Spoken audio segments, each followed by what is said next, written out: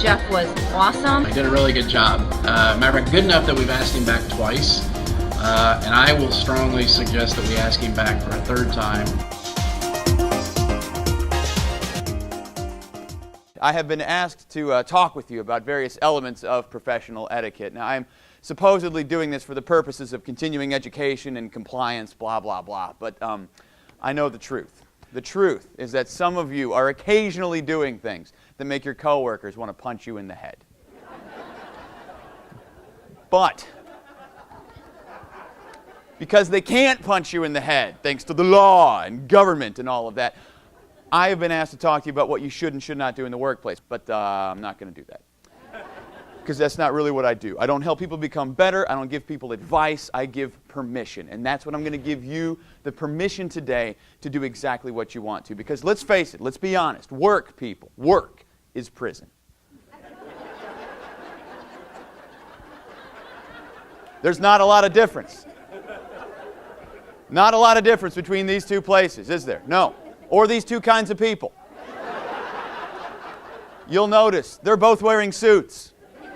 And you know what else? They're both unhappy. Look, I know you don't want to be here, okay? You know you don't want to be here. So now it is time to make sure your coworkers know that you don't want to be here. So I'm going to give you the permission and the skills necessary to become the most annoying person that you possibly can. I am here to make sure that you are conveniently left off of company emails inviting you to social functions.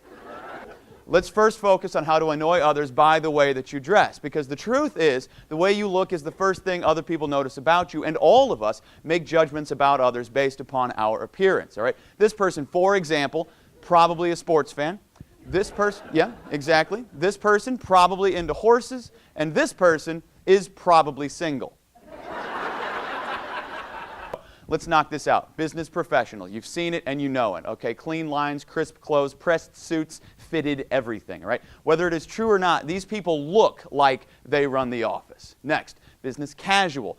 Slacks instead of suits and solid shirts instead of button down, but still clean lines and well put together. Every one of these people is wearing a belt, and all of them own an iron. And that is pathetic.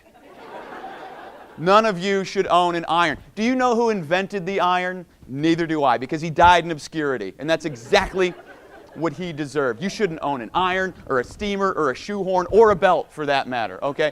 A belt, people, is a noose for your waist. A belt is your clothing slowly trying to kill you.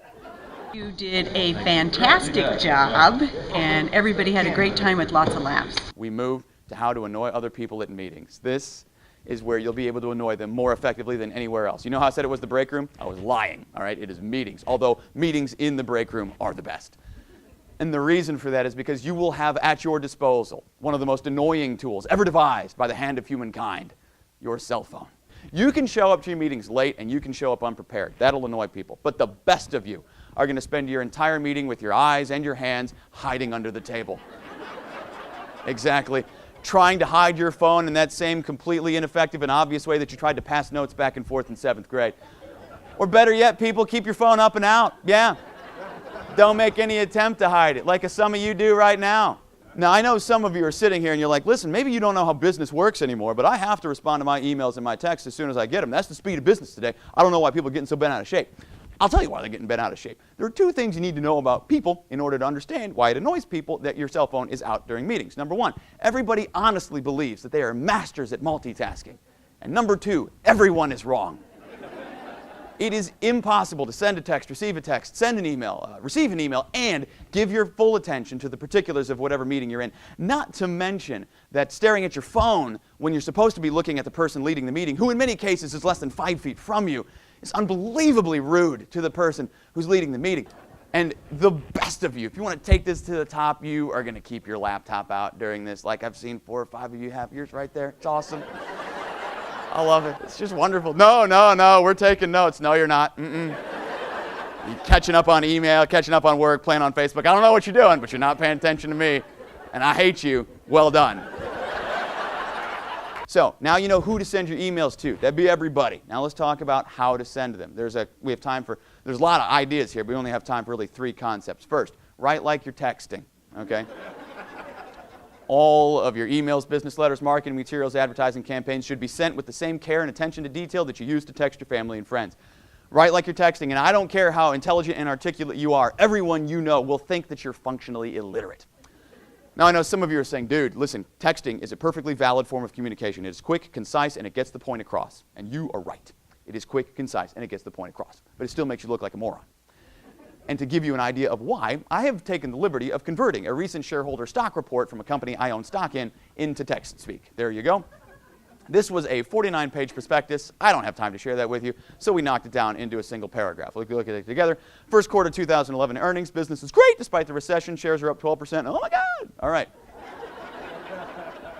You get the idea. Now, I know some of you are going to be incapable of butchering the English language in this way. No problem. Got another great idea for you, all right? Proofreading is for IDOTs.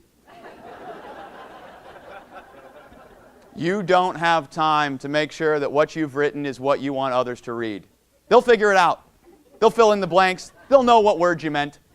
Besides, people, nothing makes a person look dumber than when they misspell words. It's a tiny thing, but it makes a huge difference. It's like saying, hey, everybody, I repeated third grade.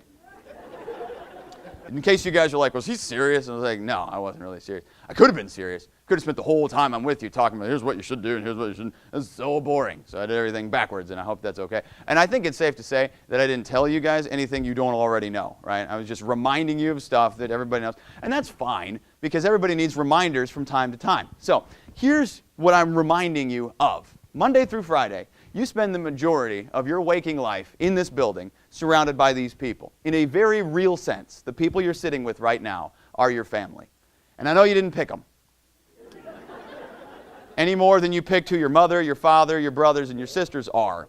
But unless you have any plans to divorce everyone here and go work somewhere else anytime soon, you owe it to yourself, if to nobody else, to make this workplace as enjoyable and comfortable and easy and happy as you possibly can.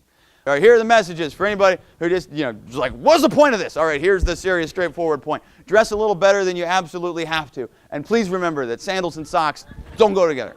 They don't go together anywhere, ever.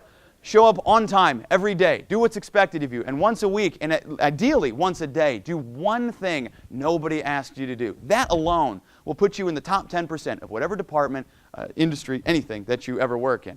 Do not talk about your coworkers on Facebook or Twitter or in the office or behind their back or to their face. Just don't talk about them at all. That'd be the easier way to put that. Clean up whatever messes you make in the break room and everywhere else, you sloppy, lazy pig people. Turn off your freaking phones during a meeting. I hate to have to tell you this, but the world will survive without you for 30 minutes. Only send emails to the people who need to see them. Oh, and maybe make sure what you've written is what you actually intended to send, if you can spare the 14 seconds that'll take.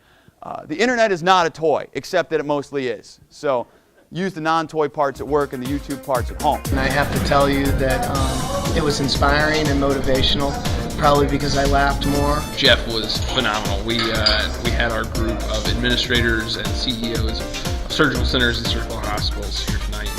And man, I just looked around the room and everybody was just laughing hysterically all night long. So after a long day of meetings and learning strategic leadership, Jeff was the perfect way to end the night. Set your smartphone to autocorrect.